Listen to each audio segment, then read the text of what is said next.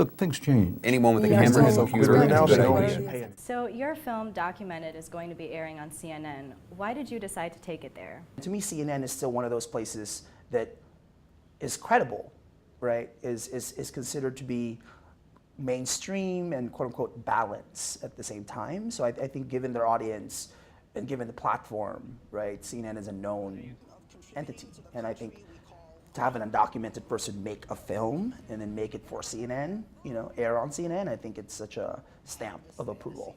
Since you outed yourself as undocumented, you kind of went from telling the story to being the subject of a story. Yes. And some people don't consider you a journalist anymore because of that.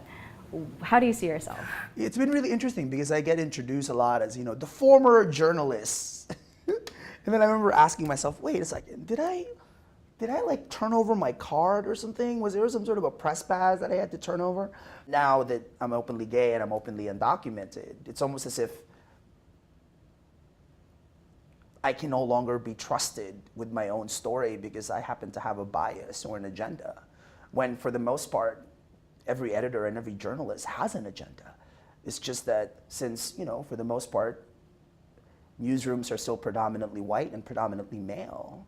If you're not one of those, your point of view can sometimes be suspect. And I know this because in the past 3 years that I've been doing this work, I've met so many journalists, especially Latino journalists, who'd come up to me and say, you know, it's really tough to pitch immigration stories because, oh, surprise, surprise, the Latino journalist in the room wants to write about immigration, right?